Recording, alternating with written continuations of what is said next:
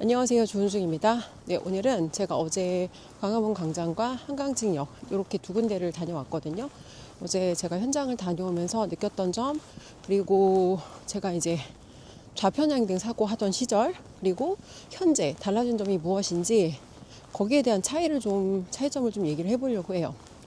제가 이 주제를 가져오게 된 건 제가 어제 현장에 나가서 이제 집회에 참여하는 것도 물론 중요하지만 저는 다양한 분들의 목소리를 좀 담아보고 싶었어요. 제가 유튜브가 12월 말부터 광화문 집회에 참석을 하기 시작했고, 그리고 2025년 1월 2일 제가 그날 딱 2,000명을 달성했거든요. 근데 지금 구독자가 거의 4만 명에 가깝게, 그러니까 거의 20배 성장인 거죠.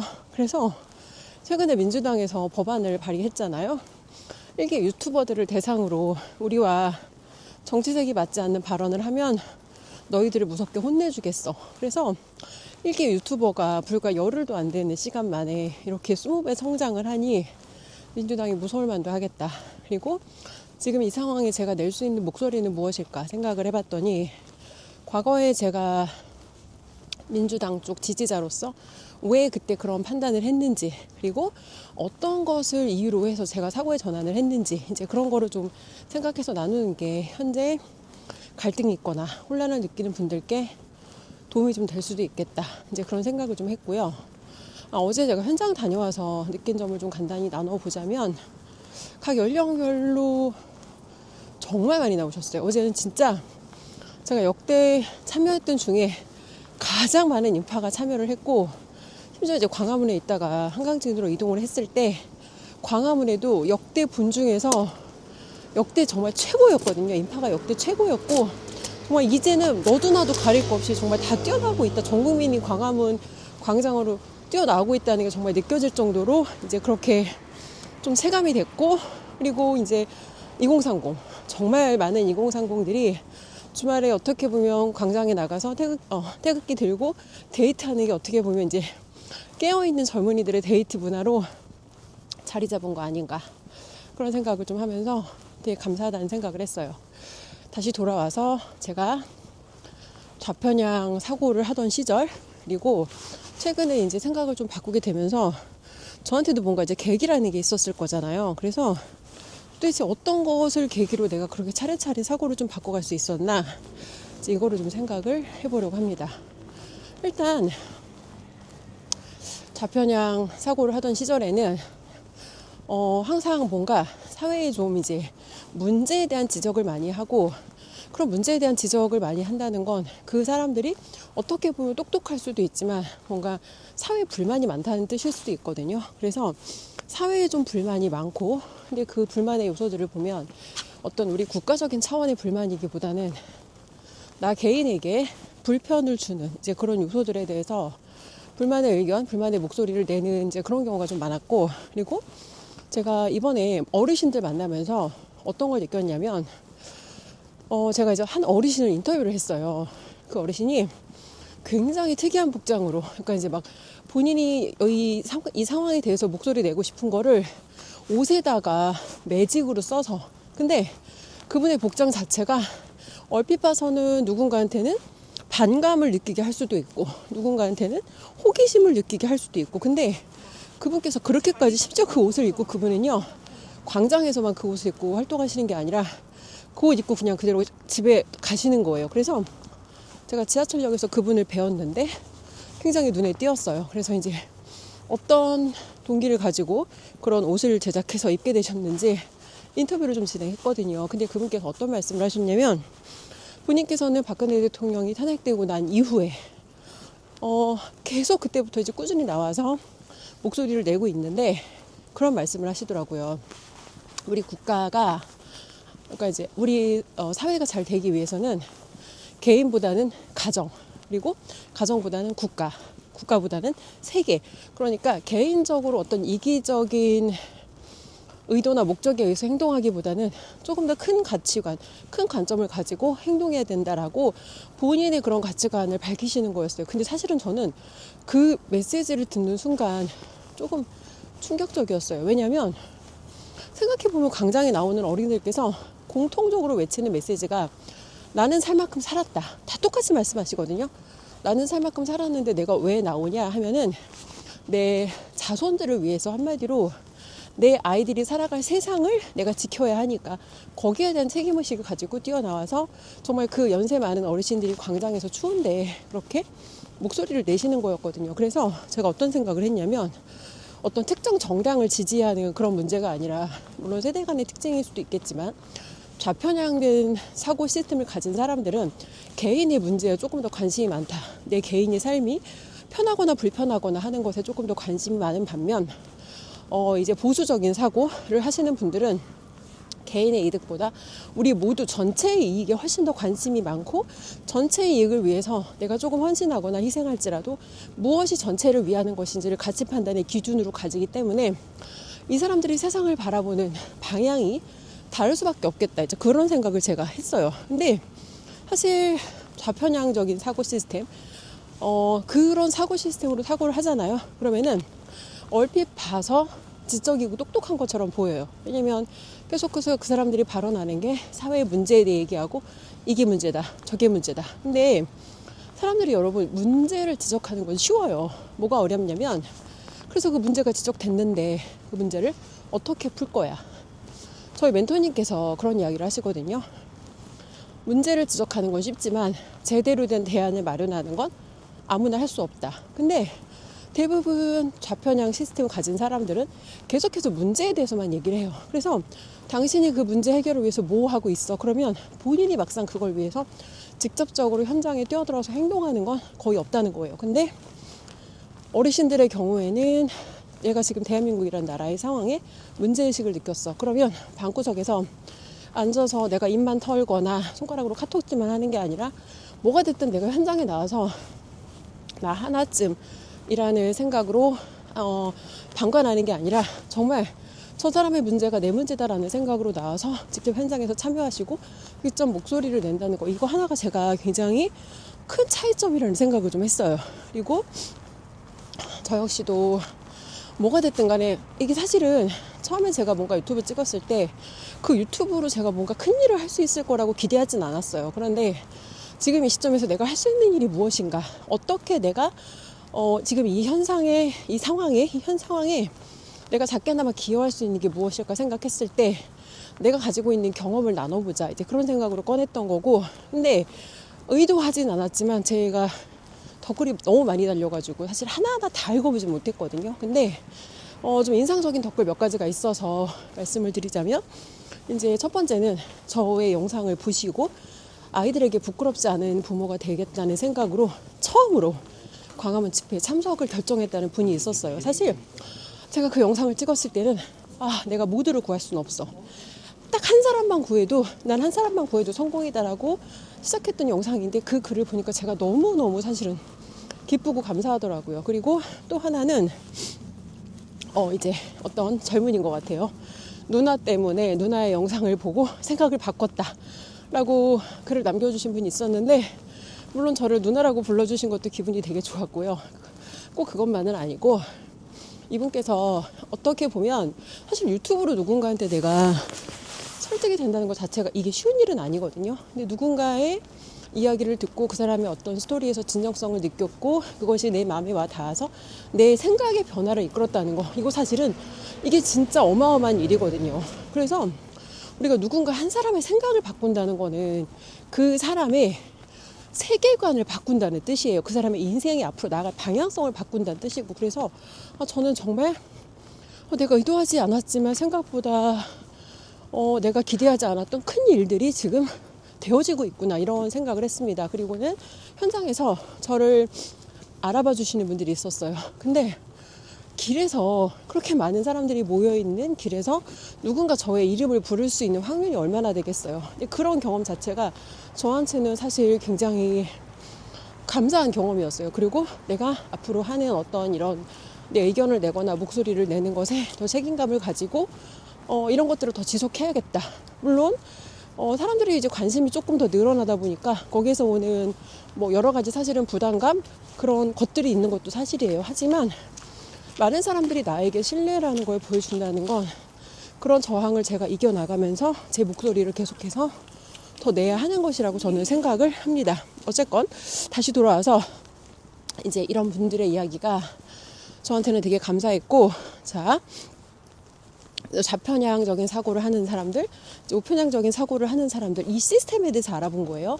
이게 여러분, 저희가 자칫해서 사람에 대한 비난으로 이걸 생각하면 감정적으로 반응하고 감정적으로 대응하게 되거든요. 근데 저희 멘토님께서 항상 그런 얘기를 하세요. 누군가 어떤 행동을 했을 때 솔직히 얄미울 때도 있고, 저놈의 인간은 왜 저렇게 생겨먹었어? 라는 생각 다 할 때가 있어요. 근데 그 사람이 그 행동을 하는 건 그런 시스템을 가지고 있기 때문이다. 그래서 우리도 어떤 사람을 볼 때 그 사람의 행동이 결과값으로 드러나는 거지만 외부로 드러나는 그런 결과값이 아니라 그 사람이 가지고 있는 그런 행동 할 수밖에 없는 그 사람의 가치 판단 기준과 우리는 시스템을 봐야 된다는 거예요. 그래서 제가 말하는 좌편향, 우측 사고 이런 거를 그 사람들이 가지고 있는 우리는 사고 체계, 시스템이라고 보자. 이제 이렇게 일단 좀 말씀을 드리고 싶고요. 저도 예전에 제가 좌편향 사고를 하던 시절에는 저의 오로지 관심사는 저와 저의 가족, 그리고 조금 더 나가서 내 고객들, 요 정도 사람들한테만 사실은 저는 관심을 갖고 살던 사람이었는데, 이제 그런 제가 어떻게 달라질 수 있었나, 이제 그런 계기를 보면은 사실 그때는 제가 저희 부모님에 대해서 지금 생각하고 느끼는 것과 관점이 다르기도 했어요. 저희 부모님께서 제가 정신을 차리고 보니까 정말 두 분께서 할 수 있는 이상의 정말 헌신을 다해서 저희들을 이렇게 성장하는데 엄청나게 정말 많은 역할을 해주셨음에도 불구하고, 이제 그럼에도 불구하고 거기에 대해서 불만족하거나 서운하거나 이런 부분들이 있었는데, 언제 제가 그런 사고를 정말 적극적으로 전환할 수 있었냐 하면은 저희 멘토님을 만나고 멘토님을 통해서였어요. 이게 어떤 거냐면, 저희 멘토님은 항상 어떤 의사결정을 할 때 자본주의적 관점에서 그런 상황들을 판단을 하시거든요. 그래서 자본주의적 관점으로 봤을 때 어떤 것이 더 유익한지, 어떤 것이 더 경제적으로 기여할 수 있는지, 그런데 그런 관점으로 저희 부모님들의 헌신과 서포트를 재해석해 보니까 사실은 두 분은 제가 그동안 저희 부모님들을 알고 있던 것보다 훨씬 더 많은 것들을 저희한테 물려주셨더라고요. 예를 들어서 저희 어머니 같은 경우에는 이제 평생 장사를 하셨고, 어머니는 되게 열정이 있는 분이세요. 그래서 60대 나이에 사진 작가에 도전을 해서 이제 사진 작가라는 타이틀을 취하셨고, 그리고 70세가 넘은 나이에 다시 시인으로 도전을 하세요. 그래서 작년에 애인 뽑기라는 이제 시집을 내셨는데, 저희 부모님 같은 경우에 사실 교육을 많이 받으신 분들도 아니고 어떻게 보면 그냥 정말 평범하고 소소한 삶을 사는 분들인데, 그 부모님들의 그런 헌신이 아니었으면 사실 제가 여기까지 올 수 없었다는 거죠. 그리고 저희 어머니께서는 이제 뭔가 그런 열정, 삶에 대한 도전하는 거, 열정, 그리고 뭔가 계속해서 멈추지 않고 성장하려는, 어떻게 보면 저희 멘토님이 저희 어머니를 그렇게 해석하시거든요. 개인의 삶으로 대한민국 아줌마 중에서 가장 자신의 삶을 최대치로 맥스한 사람이 저희 엄마라고, 개인의 성장과 발전 이런 영역에서 가장 자신을 많이 성장시킨 사람이다. 제 유튜브 덧글에 어떤 분이 제가 이제 결혼 안 하고 아이 없다 이런 얘기를 했더니, 결혼을 안 하고 시간이 많으면 자기를 성장시키고 발전시키는데 더 유리하다, 이제 이렇게 말씀을 하셨는데, 저는 그렇다고 꼭 동의를 하진 않아요. 저희 어머니 같은 경우에는 세 딸을 키우면서도 이제 물론 나이가 좀 드셔서 하신 일이긴 하지만 자신의 성장과 발전에 관심이 많으셨고, 계속해서 그런 욕구들을 충족시켜 나가다 보니까 어떻게 보면 정말 어마어마하게 자신의 삶을 맥스하신 분인 거죠. 자, 그리고 저희 아버지께서는 어떤 분이시냐면, 아버지는 직장 생활을 정말 성실하게 하셨어요. 그래서 심지어 70살이 넘으신 나이까지 직장 생활을 하셨고, 그러니까 한마디로 성실함의 맥스를 치신 분이에요. 그리고 엄마는 자기를 발전시키고 성장시키는 이제 이런 영역에 굉장히 많이 관심이 있으신 반면, 저희 아버지는 사회의 문제에 관심이 많으셨어요. 그래서 박근혜 대통령이 탄핵이 되자마자 태블릿 PC가 이제 거짓이다라는 것에 대해서 확신을 가지신 시점부터 계속해서 나와서 이 집회에 참석을 하신 거죠. 그리고 계속해서 목소리를 내신 결과 이제 7년이라는 시간이 지난 시점에 드디어, 사실은 이 모든 게 타이밍이기도 해요. 타이밍이기도 하고 비상계엄 선포라는 걸 통해서 저 역시도 현재 상황에 대해서 좀 객관적으로 돌아볼 수 있게 되었고, 현재는 아빠와 세임 페이지에서 함께 뜻을 같이 하며 싸우고 있습니다. 근데 이전에는 사실 저희 부모님들에 대해서 그런 관점으로 바라보지 못했어요. 그래서 제가 이제 이 얘기를 왜 드리냐면, 많은 어르신들을 만나서 제가 여쭤보거든요. 그러면은 다 우리 자식 새끼들 잘 되라고, 자식 새끼들 공산주의 국가에 살 수 없기 때문에 나왔다고 말씀하시는데, 자식들하고 정치적인 견해가 맞지 않다는 분이 정말 많아요. 근데 왜 서로가 서로를 이해할 수 없나를 보면, 이 두 세대가 살아온 환경 자체가 다르거든요. 저희 아버지 같은 경우에는 이제 사실은 배고픔, 보릿고개라고 하죠. 그 정말 배가 고파서 추수했던 가을에 그 쌀이 떨어지면 다음에 이제 그 다음 시즌까지 먹을 게 없어가지고, 사실은 그게 저는 어떻게 보면 그 보릿고개라는 게 저한테는 동화 속의 이야기 같이, 저한테는 그게 사실은 와닿지 않는 거예요. 그런데 이게 어떤 게 있냐면, 인간이 가지고 있는 5가지 욕구가 있거든요. 제 첫 번째는 어떤 생존에 대한 욕구예요. 먹고 사는 문제가 해결이 돼야지, 먹고 사는 문제가 해결이 안 된 사람은 그 위의 수준의 상위 단계의 고민이라는 걸 할 수가 없어요. 그래서 저희 부모님 세대들 같은 경우에는 먹고 사는 생존의 문제가 해결이 안 되었던 세대였기 때문에, 이제 그때 당시에 박정희 대통령께서 장기 집권을 하시면서 대한민국 성장에 사실은 기반을 닦으셨죠. 그래서 그분들은 진짜 덧글에 보니까 박정희 대통령 서거하셨을 때 혼절하신 어머니들도 많다고 하더라고요. 너무 충격을 받아서. 그것처럼 아무리 시간이 지나도 그분들한테는 영원히 이게 사실은 잊을 수 없는 거예요. 제가 아까 이 얘기를 빼먹었네요. 근데 이 보수적인 사고를 하는 분들, 이제 이분들을 보면 제가 어떤 거를 공통적으로 느꼈냐면, 굉장히 감사함이 있어요. 감사함. 어떤 거냐면, 똑같은 상황에 대해서, 이게 지금 저희 대한민국이 일어나는 나라에 대해서 좌편향 사고를 하는 사람과 이제 보수적인 사고 하는 사람, 가장 큰 차이가 뭐냐면, 이 왼쪽에 있는 사람들이 계속 불만을 얘기해요. 이게 문제고 저게 문제고 이게 못마땅하고 국가가 이걸 안 해줬고 계속 문제를 얘기하는데, 보수적인 사고를 하는 사람들은 국가가 그동안 우리에게 해왔던 고마운 것들에 대한 가치를 알고, 사실 우리가 사람이든 국가든 그 누구도 완벽할 수 없거든요. 근데 이 사람이나 국가가 완벽할 수 없는데, 그 사람의 그 부족하거나 잘못된 것만 가지고 계속해서 그 문제만을 드러내다 보면 그 사람의 일이라는 걸 할 수가 없어요. 근데 이 보수적인 사고하시는 어르신들은 대한민국이라는 나라가 얼마나 우리에게 많은 것들을 제공해 줬는지, 거기에 대한 가치를 정말 마음 깊이 감사하게 느낀다는 거, 이게 저는 가장 큰 차이점이라고 느꼈어요. 제가 좌편향적인 사고를 하던 시절, 부모님께 이렇고 저렇고 나름대로 불만이 있었고, 저희 멘토님을 통해서 사고가 이제 장기적으로 바뀌면서 저도 저희 부모님한테 대한 어떻게 보면 감사함이 훨씬 더 깊어진 거죠. 이것처럼 왼쪽과 오른쪽의 사고 방식이 다른 사람들은 이게 사실은 가장 저는 큰 문제점, 차이점이라고 보거든요. 그래서 보수적인 사고를 하는 사람들은 훨씬 더 깊은 감사함의 가치를 아는 사람이다.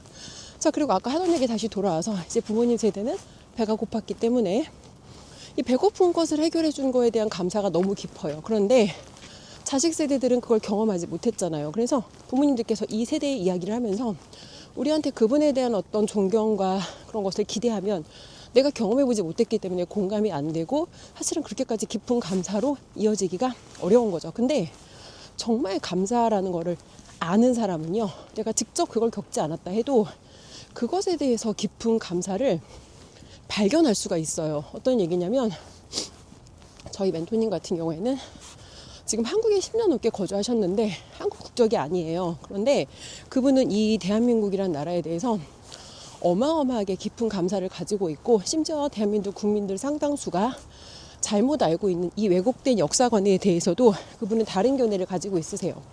이승만 대통령의 토지개혁이 있었기 때문에 우리나라의 자유 대한민국이라는 이 기초를 다질 수 있었다라고 말씀을 하시고, 박정희 대통령의 강력한 리더십이 있었기 때문에 오늘날의 대한민국에 이런 눈부신 경제적인 성장의 결과로 연결될 수 있었다라고 말씀을 하시는데, 사실 이 모든 것이 지금은 제가 그것에 대해서 동의를 하지만 처음부터 그런 것들을 제가 제 스스로 깨달은 건 아니에요. 근데 저희 멘토님께서 하나하나 그런 부분을 풀어서 설명을 해주시고, 이제 제가 오랫동안 저희 멘토님과 교육을 듣고 함께 하다 보니까 교육을 통해서 사실은 제가 깨달음을 얻은 거죠. 근데 그거를 정치적인 방향과 연결하는 건 또 다른 문제거든요. 근데 여기에서 그러면 내가 정치적인 이 방향, 그러니까 현재 우리가 윤석열 대통령을 지켜야 한다라는 이 방향으로 어떻게 전향할 수 있었나 보면은 여기도 사실은 단계가 있거든요. 첫 번째는 그러니까 어떻게 보면은 제가 이 사고의 전환을 하게 된 건 하나하나 앞에 작은 도미노들이 놓여 있었고, 그 도미노들이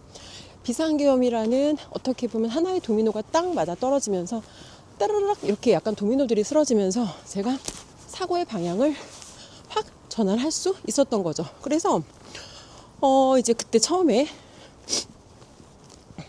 저희 멘토님이 계속해서 이제 주입해 주셨던, 교육해 주셨던 자본주의 관점으로 어떻게 우리가 세상을 바라보고 판단해야 되는가, 이게 저한테는 첫 번째 단계였고요. 그리고 이제 자본주의적 관점으로 제가 세상을 바라보기 시작하니까 나는 좌편약성 사고를 하는 사람이 아니라 보수적인 사고를 하는 사람이 더 가깝구나. 이게 왜 그러냐면 우리가 있죠 사람들이 좌편향적인 사고하는 사람들은 뭔가 나한테 그냥 노력 없이 얻어지는 걸 되게 좋아해요. 공짜라고 하죠. 근데 돈을 벌어본 사람들은 세상에 공짜가 없다는 걸 알아요. 그리고 그 약간의 공짜를 내가 취함으로써 훨씬 더 많은 부작용이 뒤따를 수 있다는 걸 알고 있어요. 왜냐면 여러분 생각해 보시면 국가가 국민한테 아무 이유 없이 돈을 퍼준다고 한번 가정을 해볼게요. 통큰 복지를 막 마음껏 베풀었어. 근데 그 통큰 복지를 베풀었는데 그 통큰 복지를 베푸는 돈을 누군가는 거기에 대해서 그 돈을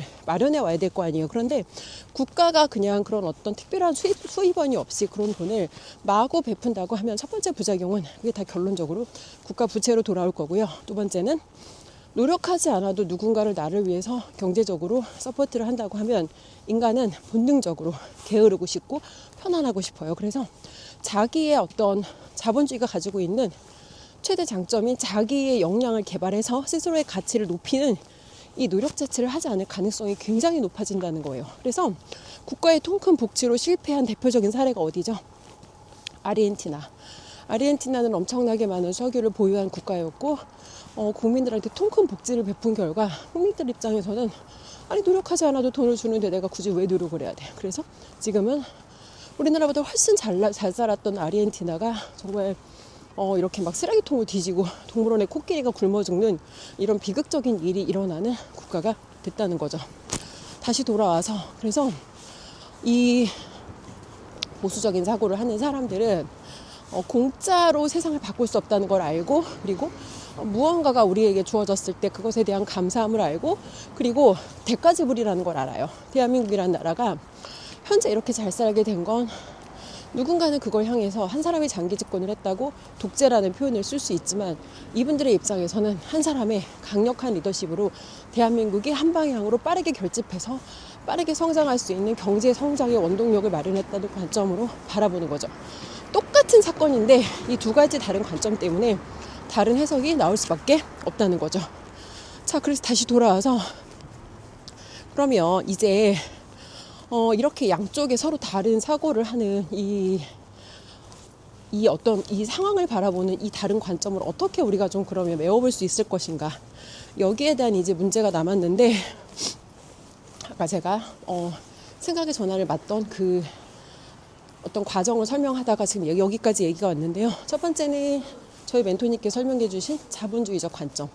자본주의적 관점으로 봤을 때 나는 보수적인 사고를 하는 사람이구나. 이거 하나를 깨달았고, 두 번째는 이 상황을 비상계엄이라는 약간 충격적인 이 이슈가 생겼을 때 이 상황을 제가 스스로 들여다보기 시작했어요. 그래서 이 상황을 들여다보니까 뭔가 이상하다라는 생각을 했고, 자료들을 봤을 때 브라운드스라는 채널에 김성원 씨께서 정리해 주신 이거는 이건 좌파 우파의 문제가 아니다. 민주당과 이거는 국민의힘 이런 정당의 문제가 아니라 자유 대한민국과 자유 대한민국의 시스템을 붕괴시키려는 세력 간의 싸움이며 국가의 자유와 안보와 주권과 어떤 생명 이런 문제다라는 말씀을 해주셨을 때 저는 거기에서 확 이해가 됐어요. 아, 그래, 이거는 내 어떤 정치적인 성향의 문제가 아니라 지금 우리가 이 자유 대한민국이라는 것을 지켜야 우리가 그 다음 스텝으로 갈거나 가지 않거나 할 수 있는 건데, 이 상황에서는 무조건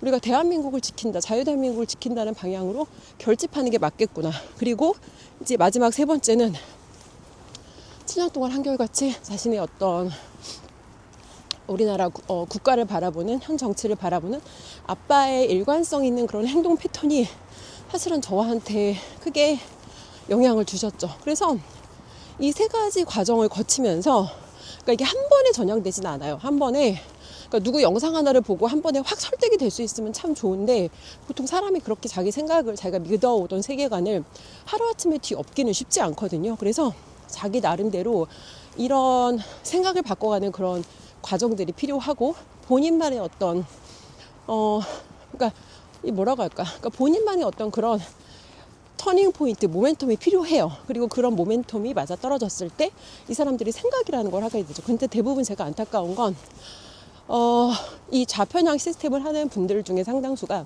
타인의 문제에 관심이 없어요. 예를 들어서 우리 회사가 망했거나 내 월급이 안 들어오거나 당장 우리 가족한테 뭔가 불편이 생기면 그때는 이 문제에 관심을 가질 텐데, 아직은 아무것도 안 불편하단 말이에요. 그러니까 현재는 그렇게 적극적으로 나서서 이 문제를 알아보거나 이 문제에 관여해 보고 싶지 않은 거예요. 그리고 심지어 방송에서 불러주는 거 그냥 듣고 마치 그게 내 생각인 것처럼 본인이 착각을 하는 거죠. 그래서 시간은 조금 걸리겠지만 제가 생각하는 그들의 사고를 전환할 수 있게 우리가 그나마 어떤 도움을 줄 수 있는 건 깨어있는 국민들, 그리고 지금 깨어나고 있는 국민들이 함께 결집해서 이것이 진실이라는 걸, 그러니까 이게 봐봐요 여러분, 윤석열 대통령의 지지율이 진짜 막 정말 완전 밑바닥까지 떨어졌다가 지금 40%가 넘었거든요. 그러면 국민들을 그렇게 겁박하고 국민들한테 그렇게 위험을 가한 대통령을 국민들이, 전 국민이 나서서 집 앞에 나가서 밤새 지키고 대통령을 이렇게 지지하고 하는 게 사실은 상식적으로 말이 안 돼요. 그런데 이런 비상식적인 상황에 대해서 합리적인 사람이라면 의문이라는 걸 가지는 게 당연하거든요. 그런데 이 사람마다의 상식의 어떤 정도가 다르기 때문에 사람마다 저는 필요한 시간이 좀 다르다고 봅니다. 어쨌건 그래서 이제 세대 간에, 특히 이제 부모님과 자녀 세대 간의 대화가 잘 안 통하는 건 그러니까 이거예요. 우리 각자의 경험치는 다르고, 부모님 세대는 보릿고개라는 거 경험했고, 배고픈 거 경험했고, 못 사는 나라의 이 서름이라는 걸 직접 피부로 겪으신 분들이기 때문에 이 인간의 가장 밑바닥 욕구거든요. 생존과 안전에 대한 욕구. 이분들은 이 단계에서 출발했기 때문에 사실은 우리가 이제 지금 4050 세대들은 부모님들이 그 문제를 이미 해결해 주신 상태에서 세상에 나온 거예요. 우리가 세상에 나왔을 때는 배가 고프지 않았고, 그리고 뭔가 막 그렇게 우리나라가 그렇게까지 막 못 사는 막 극빈국으로 그렇게 서름받던 시기는 아니거든요. 막 올림픽도 하고 이랬으니까. 근데 제가 무슨 생각을 하냐면, 제가 이제 아이들 오래 가르쳤으니까 애들한테, 애들도 요즘 애들 보면요, 태어날 때부터 화장실이 집안에 있고요, 태어날 때부터 따뜻한 물로 한겨울에 씻을 수 있고요, 겨울에도 반팔을 입고 집에서 살아요. 근데 이런 애들도 불만이 있어요. 그럼 제가 이제 제 옛날 얘기를 해요. 그럼 애들은 마치 전래동화를 듣는다는 표정으로, 진짜요? 방 한 칸에 온 식구가 살았다고요? 그러니까 애들 입장에서는 지금 제가 겪었던 옛날의 얘기가 라떼는이 되는 거예요. 그래서 내가 경험하지 않은 것을 상대가 깊이 공감할 수는 쉽지 않아요. 이 웬만한 공감 능력이 있는 사람이 아니고는 쉽지 않기 때문에 그거를 내가 이제 이런 식으로 하면 문제가 커지는 거죠. 예를 들어서 부모님이 자녀한테 얘기할 때는 뭔가 이제 얘기하다 부모님은 감정이 올라올 수밖에 없어요. 왜냐하면 나한테는 그게 정말 내 생사가 어떻게 보면 내 목숨에 걸렸던, 내가 살고 죽고 생존의 문제였기 때문에 그런 것들을 얘기하실 때 이 사람이 공감하지 못하면 거기에 대해서 울분을 느낄 수밖에 없어요. 그런데 자녀들 입장에서는 우리 부모님이 나한테 내가 겪지 않은 일을 가지고 나한테 강요하는 느낌이 들면, 아, 우리 집 꼰대는 시작이구나. 그럼 이제 부모님이랑 뭔가 이렇게 티격태격 하다가 결론적으로 서로 마음이 상하는 거죠. 그래서 한 가지 저는 이제 말씀을 드리고 싶은 게, 서로가 서로를 이해하기 위해서는 어느 정도의 시간이 좀 필요한 것 같아요. 그리고 저도 이번에 아버지랑 광화문 나가서 인터뷰를 진행하면서 저는 제가 우리 아버지랑 그렇게 오랜 시간을 아빠와 딸로 살았는데 처음으로 그 아빠가 말하는 배고픔이란 단어에 대해서 처음으로 저는 한번 깊이 제가 생각을 하고 공감을 해봤던 것 같아요. 그리고 이제